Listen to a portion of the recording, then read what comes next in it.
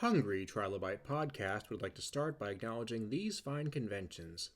The Hellmouth Con.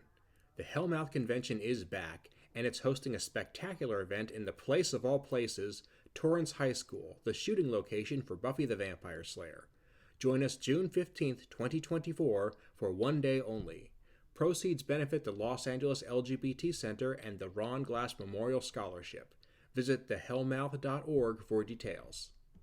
SoonerCon 32. Oklahoma City's longest running premier pop culture convention returns June 21st through 23rd, 2024. Prepare for 3 days of cosplay, crafts, tabletop gaming, and legendary guests, all in the friendly town of Norman, Oklahoma. To give back to the community, fundraisers and a live charity auction will be held. Visit SoonerCon.com to reserve your membership. Back on tap, we have John Billingsley. How you doing this evening, sir? I am peachy keen. Before we start, I want to acknowledge that I am recording in not my bathroom, but my cat's bathroom. We have moved a litter box down into the basement because the cat just loves to sit next to me at the computer, and we wanted to give him as pleasant experience as we could. It has diminished the pleasantness of my experience being down here, but I digress. Thank you for having me. I'm Have, glad to have you here. The cat is always welcome for the record. thank you, thank you. I'm sure he'll probably make an appearance. He usually likes to kind of poke his nose in. And we're talking about something that is quickly becoming one of the key events in any Trek fan's annual calendar. Oh, I like to hear that, and I hope that is true. It is. It's the third iteration, but I mean, every year it gets better and better, and you want to plan your schedule around this. It's called Trek Talks 3. It's an online event, and it is a several hour block of Trek based entertainment online for charity, for a Eight very, very good cause. 8 hours long. 8 hours starting at 10 in the morning Pacific time, running till 6 o'clock in the evening. We have 4 2-hour blocks. Each block is filled with panels, usually a key panel. This year, our cornerstone panel Mhm. is the Picard Season 3 Appreciation Panel, lasting about an hour so far. It's Terry Metalis, it's Frakes, it's Brent Spiner, it's, we believe, definitely Gates.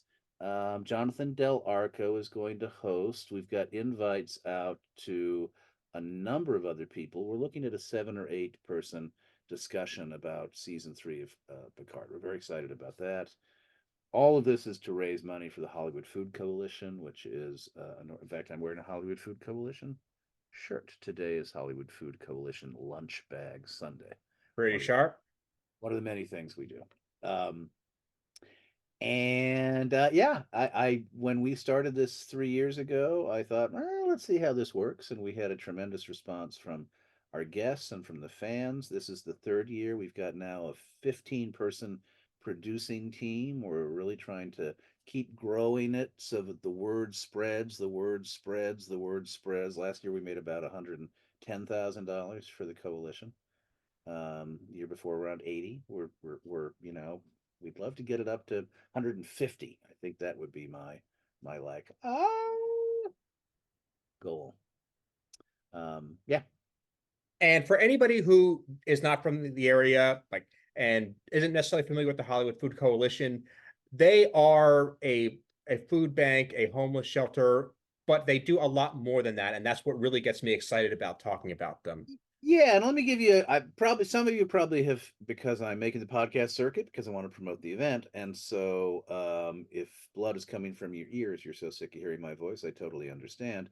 But a quick synopsis. We're not a shelter because we don't actually house people, but what we do is provide a number of ways to access really good food. And by providing access to food, we are also getting to meet people. And our goal is, as we get to meet and know our clients and people in the community, we want to kind of, through coalition building, help introduce folks to one another. All these wonderful organizations that help people in different ways.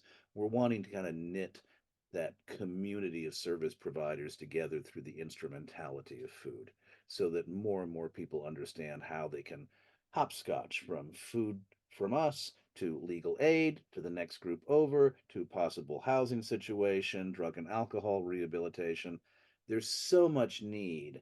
And a lot of what's tricky is the holes in the social safety net can be quite huge. We kind of want to pull those holes a little tighter and a little tauter. We spread food all over the city. We share with about 150 other groups. We collect ourselves about 3 million pounds of it. And what we're really trying to do is kind of build this communal awareness of how we can help each other as organizations that do specific things, but that can get to know each other better and work together more efficiently.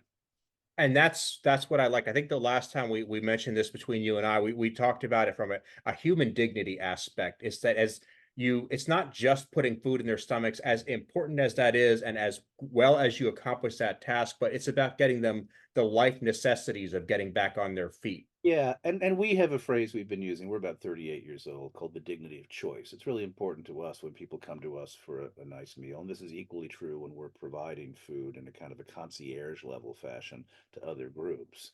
To say, what would you like? What can we give you? At night, for instance, when people come to us, and we serve about 300 people a night, would you like a vegetarian, vegan, or carnivorian meal? Would you like a starch with that of any kind? Would you like a pasta? Would you like potatoes? Would you like rice? Would you like a salad, a green salad, a fruit salad, some bread? What kind of dessert would you like? We've got cake, we've got pie, we've got etc. Would you like water? In many instances, we're able to provide coffee.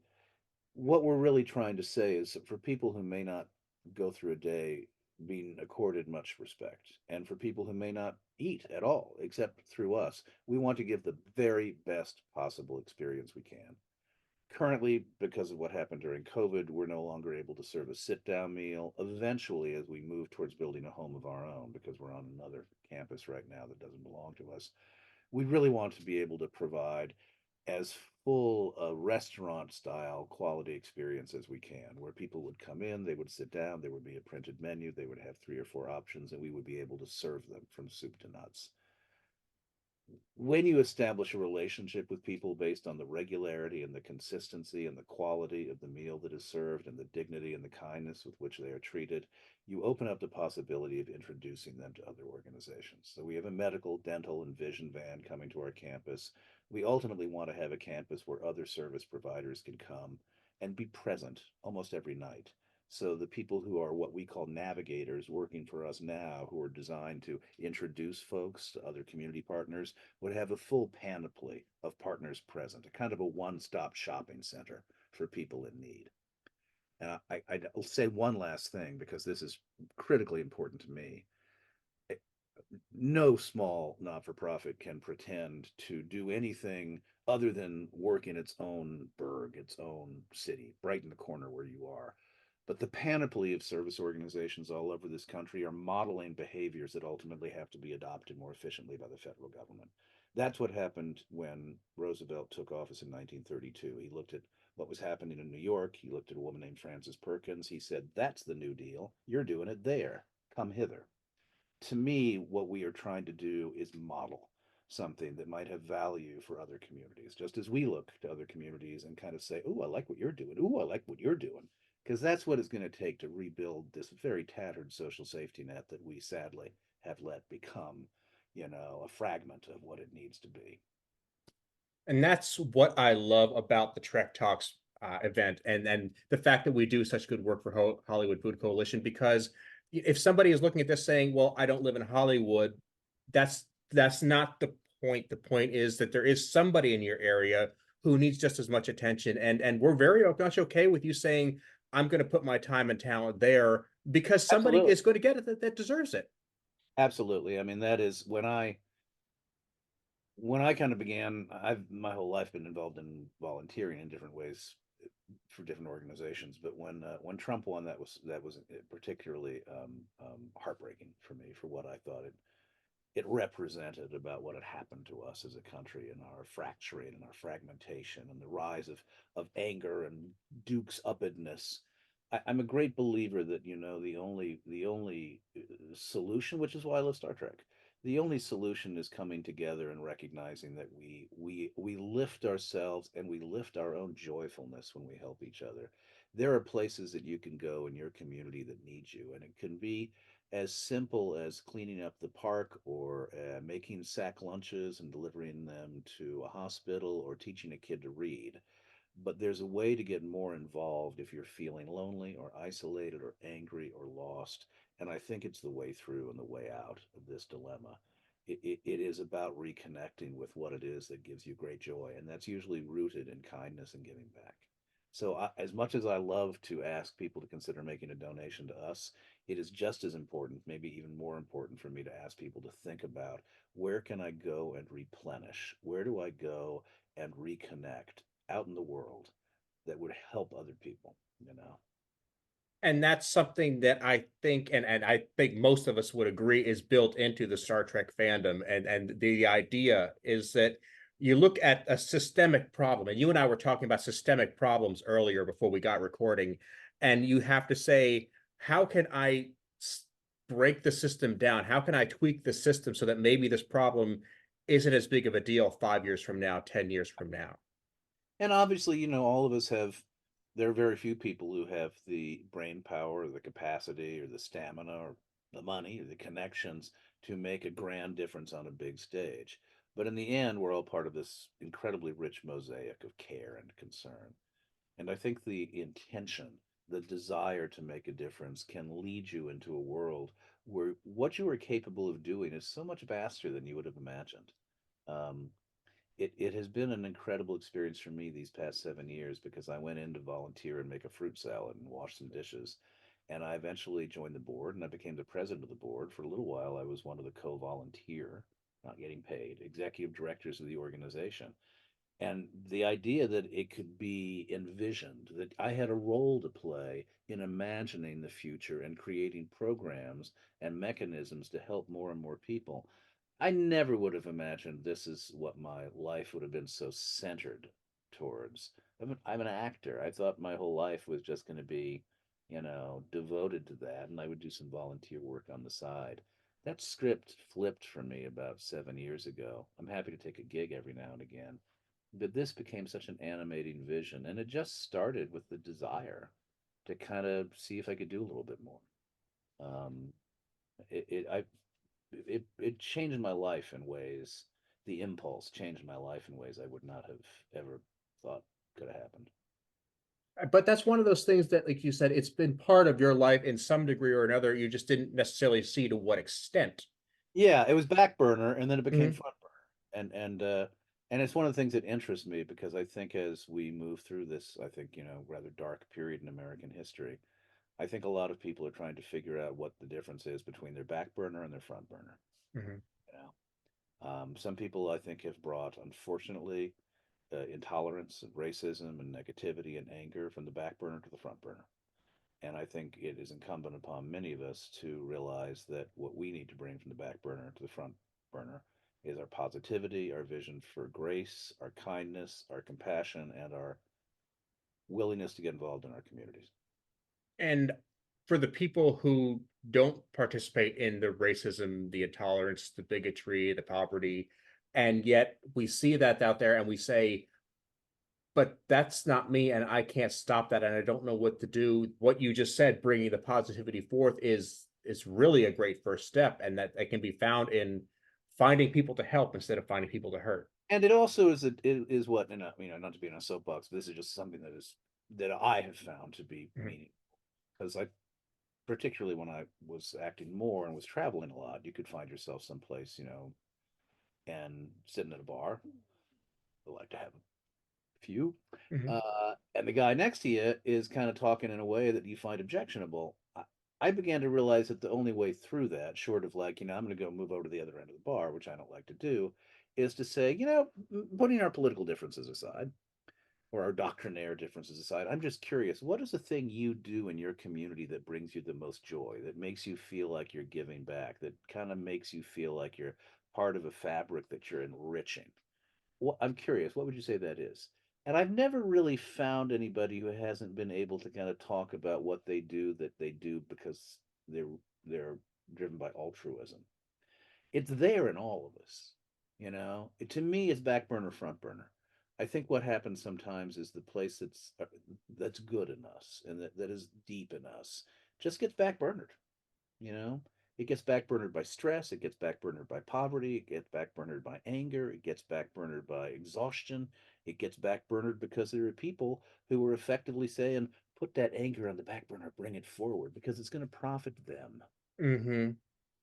And to me, all things live in all of us. That's what I love about acting. We are capable of anything, we think everything, we feel everything.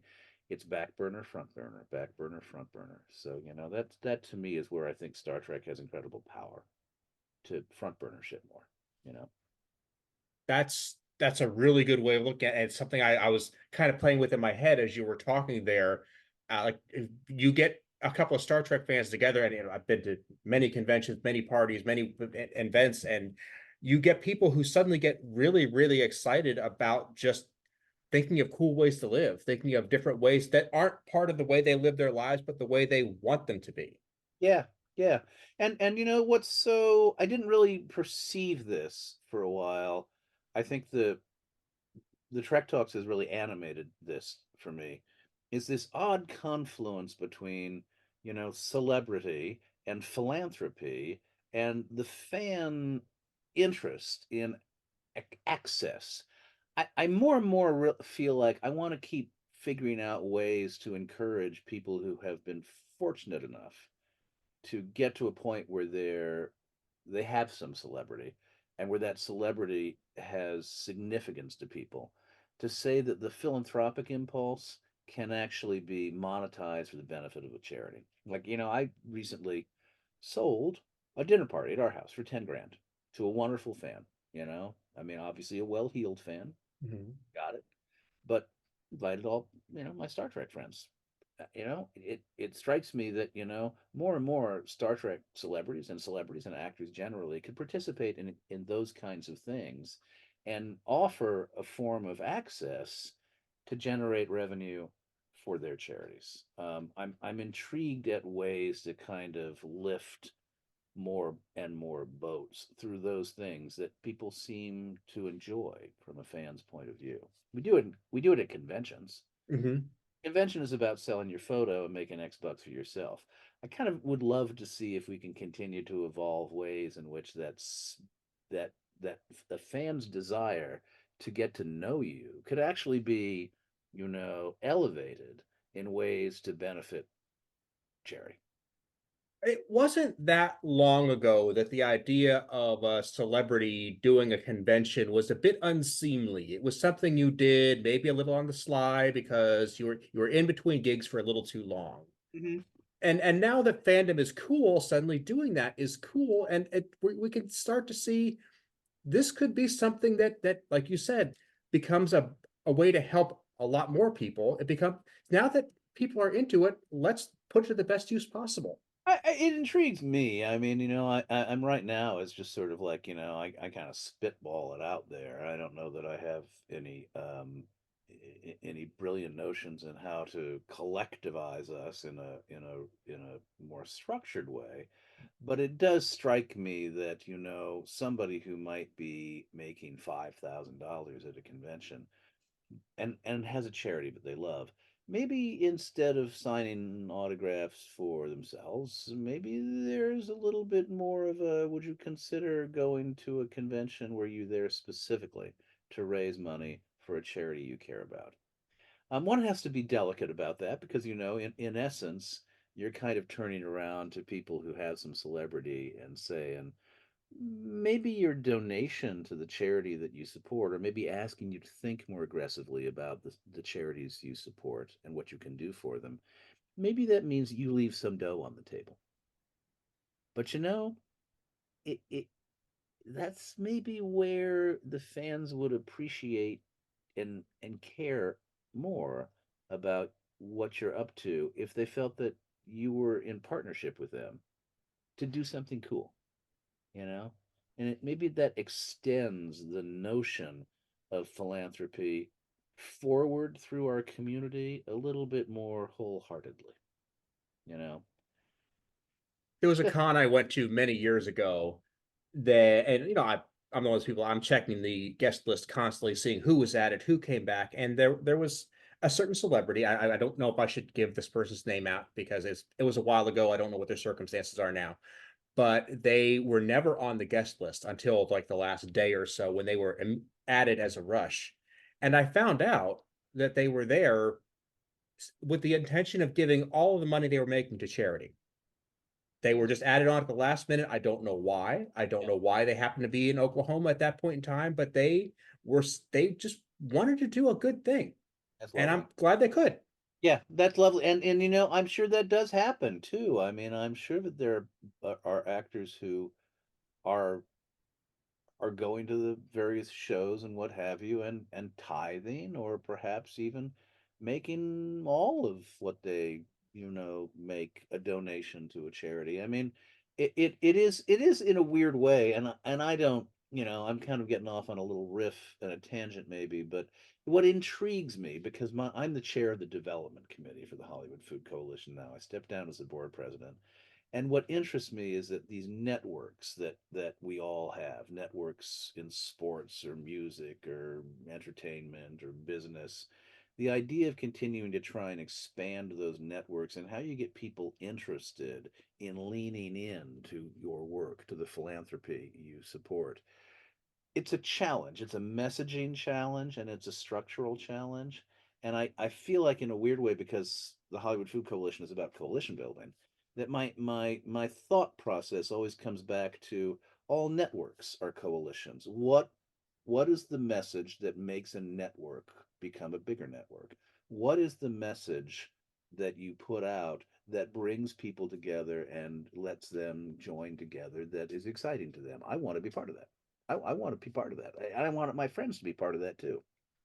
And I think it is somehow this confluence of celebrity, philanthropy, and socialization that can be a driver, and maybe is in many respects already, but that intrigues me as I start thinking more and more about what can I do? What can I do? What can I do? I do know, and I'm hoping that a lot of people have that same mentality, even if they're not celebrities. Like my fellow fans and I, we get together, we decide to go to a con, and that's a big weekend, and it's a big expense for a lot of us. I'm not going to lie. I mean, you figure out your travel, your tickets, your hotel, and you're Yep. going to do some shopping. Yep. And I just ask you, and I feel a little uncomfortable myself because I know where I'm going with this here. Is like, once you put all the money you're going to spend together, can you find a way to take maybe a little off the top and put it to somebody who's not thinking of going to a convention that weekend? If you can find a needy person and give that to them in some way, shape, or form. Yeah. Yeah, absolutely. I think that's a great idea too. I mean, all the different ways that people kind of come together, and I see this all the time. And even as I'm speaking and I'm hearing my voice in my head, I don't want to sound like I'm, like, inventing anything. It happens everywhere. I just am always interested when I see it working, and I stop and kind of go, how do they do it? How does that work? How do they keep generating more interest, more growth, more money for more charities building up? Because in the end, the federal government is simply not responsive enough to the need in this country. And as difficult as it does fall on private citizens and private individuals to create and knit and sew together mechanisms to help people in need in a variety of ways. Much as I would like to wave my magic wand and change the structure of our governance to allow for more progressivism, in the end, I do kind of feel like, as a pragmatist, it comes down to how you and you and you and you and you in your communities can do more by knitting people together to help. I find those questions fascinating. Yes. And speaking of questions, I mean, going into the last Trek Talks event, I was not skeptical, but I was very curious how the charity aspect would mesh with the fandom aspect there. And I mean, hours of programming, I know I'm going to love it because I'm watching the people I enjoy watching talk about things I enjoy, and I'm like, this is a great time for me. But then I started to see that while people are watching this, and then we have our chat rooms and we're texting, and that's the part that I really do advocate. Find yourself a Facebook group, a chat room, follow it on Twitter, and get involved in the conversation, because while you're seeing the Trek stuff, you're seeing information about not just Hollywood Food Coalition, but like I said, other systemic problems going on. We start to understand why these cracks in our system are there, why people have a hard time filling them. And that starts a conversation with the very same people you were just talking about, whether Janeway should have killed Tuvix. Now you're starting to say, okay, why do we have trouble getting sandwiches at these people? Why you start having people who are really good at solving problems trying to solve problems and probably opening their Yeah, wallets too. and a couple of things I also want to add is I would be remiss in not thanking, as I always must, Rod Roddenberry and the Roddenberry Foundation for being huge supporters of ours, for being supporters of our organization, for being supporters of Trek Talks. What a generous and big-hearted man he is, and I love the work that the foundation does. We also have something called, and he's helping to support this as well now, the Tractivism podcast. This kind of emerged from the first few years of our Trek Talks show. We had a panel devoted to what some folks, including myself and the Food Coalition, were doing in the community. And through wonderful conversations with Matthew Simone and Heather Barker, emerged the idea that maybe Trectivism, we could start telling more and more stories on a more consistent basis about what fans were doing. So this year's Trectivism panel is going to be devoted to fans who are doing cool things. And the podcast that we're now going to start airing on a monthly basis will be devoted again primarily to the fan community and the ways that fans are doing cool and wonderful things all over the country, all over the world to help. In part because we want to bring some of these experiences out, and in part because we might be introducing folks to other organizations that they might want to join and get involved with. You know, I'm always stunned, and I really appreciate this when I travel and go places and meet some of the people who have fan clubs and fan groups. That almost always there is there are fundraising mechanisms and give back mechanisms to help people in need. A fundraising mechanism and a give back mechanism. Is there a distinction between those two? Well, yeah, because people can fundraise to throw a party. People can fundraise to, I mean, I, I don't mean to sound like I'm judgmental, but there are all sorts of ways you can go out and pass the hat. You can pass the hat to, pay your own rent. You could pass the hat to pay your mom's medical bills. You can pass the hat because you want to make a short film. Let 100 flowers bloom. Given the finite resources most of us have, my inclination is to say when I see groups that are passing the hat because they want to make sure that they can help flood victims, or they want to help people whose houses have burned down, they want to help support their local hospital. There's a part of me that just kind of gravitates more towards that impulse. That's what I mean. Okay. Okay. There's I just fundraising, want, there's fundraising, and then there's what do you do with the money. yeah. And I'm not trying to say anybody is unworthy or that their efforts are not to be respected. I just want to make sure that we're being very clear on what kind of passing the hat we're talking about. Yeah, that's just again, that's my, again, let 100 flowers bloom, and I totally get it. There are, for everybody who's out there doing, crowdsourcing to make enough money to make their short film, or to get their, get their drummer a new drum kit. I get it. There are a lot of different things. I'm always interested when I find agglomerations of fans who, Mhm. on some level, have come together because what they're trying to do is raise money and awareness for something that has absolutely nothing to do with them. You know that is purely about, I want to make a difference in my community. I always find that very moving. Mhm. And that's I mentioned before that I think that the need to fight hunger, to need to get people the basic subsistence, that's a very hard issue to ignore. And I think that the fact that people do struggle with this is something that should bother us all on a fundamental level.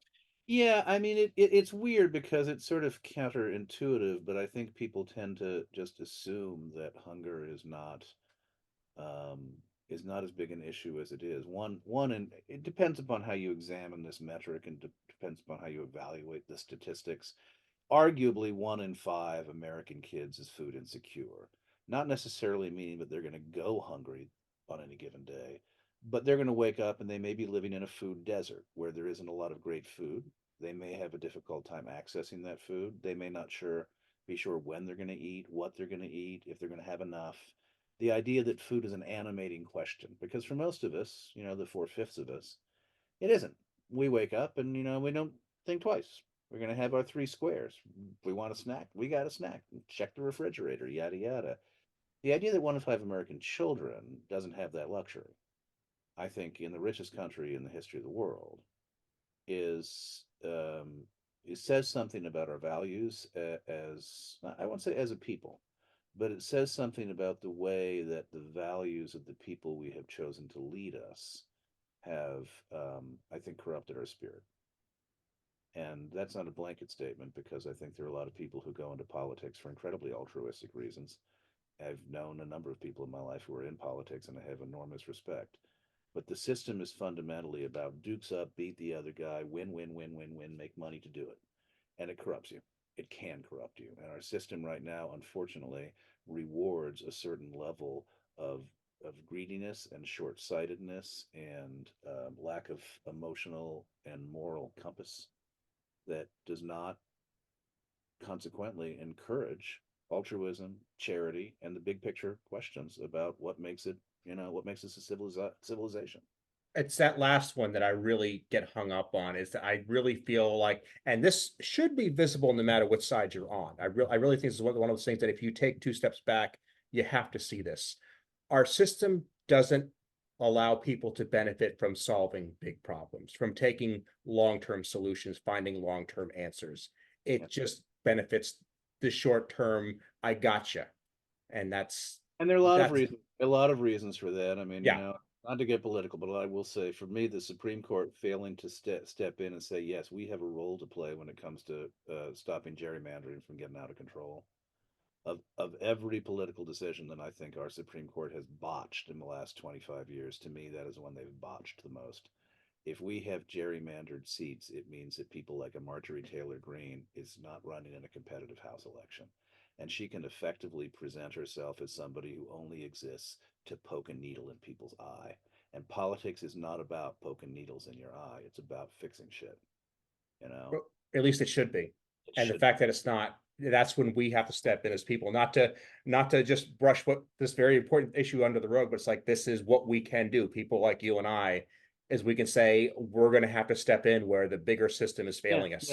exactly, exactly. And hope, as was true, I think, when Franklin Roosevelt always said that progressives get one whack at the pinata for conservatives four, because the nature of the way our system is structured, uh, the right wing has a bigger voice. Unfortunately, I'm obviously I'm a left winger. I'm a progressive. For those who are watching who may not share my politics, my apologies. But I would say that when Roosevelt took power, he knew that the solutions were on the ground in the cities and the towns, and he had to pay attention. And I think that is the one secret weapon that progressives have, is that if you are feeling like you don't plug into the federal system, there are lots of ways you can do shit in your towns and communities. Those things bear fruit. We may not be alive to see how they bear fruit. We may not even understand what we're building at the time, but that's where the work happens, all over this country. And you could, throw a dart into a dartboard, and it's bumfuck Iowa. You go to bumfuck Iowa and you find out who's doing what in bumfuck Iowa. There are some big-hearted people who are doing cool things in bumfuck Iowa that are like, wow, that's smart. How'd you think of that? It's amazing. And when you have the interest, the desire to plant a tree that you'll never sit in its shade, Yeah. that's when real problems get solved. And if this is maybe a little heavier than you're used to hearing on this show, that's where Trek Talks comes in, because we can take this exact same conversation, these exact same problems, and wrap it in something that's a little more fun to talk about, like Star Trek. And that's why we're going to do Yeah. this. And that's what Star Trek is supposed to do. I mean, that's why people are, I was a fan of the original show, 66, 67, 68. And those episodes that were about, why do we have wars and what does it mean to be a racist and et cetera, et cetera. Some of them we look at now and they may feel a little too on the nose in terms of their polemical point of view. But Star Trek was actually wanting to talk about the society we lived in and embrace and the conversation. Some of the episodes were not doing that, but many of them were. And Star Trek, down all of these years, in my opinion, when it's at its most interesting, is finding this really sweet spot where the show is about something having to do with the sciences, the politics, and the people all mixed together. I find that those episodes, when they really nail it, to be great. Agreed, agreed. And when you find yourself, and I've always like people tell people what I love is when I can look at science fiction and I find myself identifying with a character who is maybe not just a different color than I am or a different uh, orientation than I am, but we're talking not even the same species as I am, not even from the same Yeah, history as I am. yeah. I think Ursula K. Le Guin was one of the greatest sci-fi writers because she just asked you to wrap your brain around Hmm. such intricately and differently conceived ways of thinking. When a great writer does that in any genre, is what attracted me to drama. You know, that's what acting is supposed to be about. You know, you're perpetually asked to put yourself into the shoes of somebody else and kind of think, how would that guy think? How would that guy feel? What motivates that person? Why do they do what they do? You know, it's a great gift that the arts give us. You know, And when people wonder about the arts and then they wonder about that, and this is a whole different tangent, I will not go down there, but I will just say that that is the value, and that you start to see, put yourself in somebody else's shoes, you see their perspective, and that's something that is very difficult to do. Just looking at numbers and figures, you have to actually feel what they feel, do what they do, see what they see. yeah, yeah. I of all the things I kind of miss. I mean, fortunately, my wife is extraordinary and has been my partner in the last 7 years in helping to build and expand the food coalition through service on the ground. She started something called the Pickup Artists. So when we joined 7 years ago in 2017, and we served this amazing hot meal, and we handed out shoes and socks and toiletry kits and sleeping bags and bus patches and laundry vouchers and yada yada. But we were concerned that it was still relatively small and that the funding wasn't there to allow us to survive. Our chief cook and bottle washer was a volunteer. She was going to step down. She was in her 60s. We didn't have the ability to go out and hire an executive director. So we thought we've got to find ways to do more in our community. So Bonnie started something called the Pickup Artists. We picked up food on the TV shows and movie sets after lunch. And we started sharing it with our own kitchen, but we also started sharing it with other groups. That grew into the Exchange, which now rescues 3 million pounds of food a year, which has led to much more robust coalition building. And that is a message that resonates with people, and it has driven more investment, which allows us to do more. You know, a virtuous circle of growth. What I miss is the hands-on stuff because I miss making fruit salads and washing dishes and getting to serve on the line. We still have our Sunday sack lunch program, and I go there. That's my personal service. One of the challenges in the not-for-profit world is that if you start trying to build it, you end up spending a lot of time doing the building and not as much time doing the serving. And there's room and need for both kinds of folks, you know. Um, I'm usually more at my desk, like, you know, beep, beep, beep, beep, beep, beep, beep. Bonnie is out there, like, you know, I just found somebody who's going to donate 50 boxes of onions. I got to go pick them up. Takes We both. love those onions. Yeah. Well, then, boy, you'd be happy here because they're pouring in. Okay, so when is Trek Talks, and how can people tune in? January 13, go to trektalks.net, and I'm going to mention our partners. You can also go there, and the links will be there. You can watch on YouTube, you can watch on Facebook, but Roddenberry Podcast, Trek Geeks, and Trek Movie are all sponsoring us. And finally, you could also go to Hollywood Food Coalition, which is hofoco.org.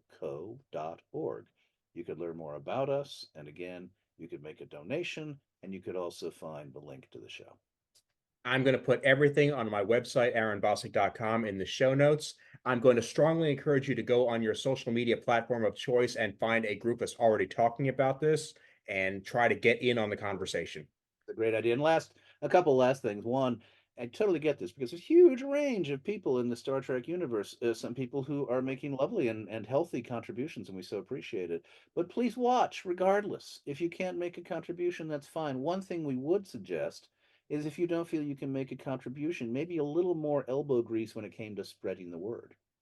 You know, It so if you don't it feel like you can, fork over a buck, maybe another friend of yours could fork over a buck for you and reach out to him.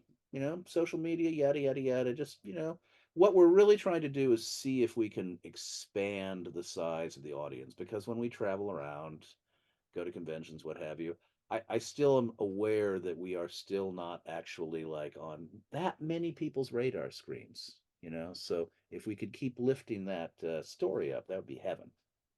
it's just two taps. If you find the show and you hit that little button with like a square that's an arrow pointing up, it's a share icon. You can text it to, I'm sure you know a Star Trek fan in your friends list there.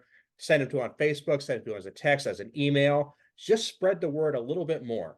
We have had, I mean, I'm so blessed, and I include you in this, is that over the course of the last 3 years, the people who have helped us tell the story, stunning to me, the web of storytellers, networkers, podcasters, etc., in the Star Trek universe who are all willing to kind of pitch in and help. I've got 15 people basically who came forward and said, I'd love to join. I'd love to help you out. The wonderful Laurie Ulster from Track Movie has been, like a goddess. Jay Stobie, Bill and Dan from Track Geeks, Heather and Matt, who just took over this project of running and creating a monthly podcast, Trektivism. John Champion, incredible work all the way down the line for the last 3 years with the Roddenberry podcasts.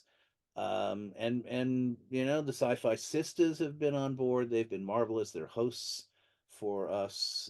They're doing a marvelous panel this year that's sort of about the legacy of Star Trek from the African American female viewpoint, obviously having to do a bit with Nichelle, but Michelle Hurd is going to be a guest. Women of Science. Amy Imhoff is a panel host. Women who are doing extraordinary work in the physical sciences. We're hoping maybe Dr. Mae Jemison will be part of that panel too. Wow. Uh, so much of what I want to do is kind of like have, which is why it's 8 hours, is have it be about everything having to do with what Star Trek touches. It's not just the actors, it's the writers and the showrunners and the producers and the designers. Nami Melamod, the marvelous composer, is going to be on this year. It's the scientists and the politicians. We wanted to have Stacey Abrams on this year. It's the storytellers, the podcasters. It's this incredible world that has come together over the last 50 or 60 years, and we kind of want to look at all of it. Well, John, I am looking forward to it. Thank you so much for coming on the show to spread the word, and I'm glad to have you back anytime. Thank you, Aaron. You're such a mensch. I can't thank you enough.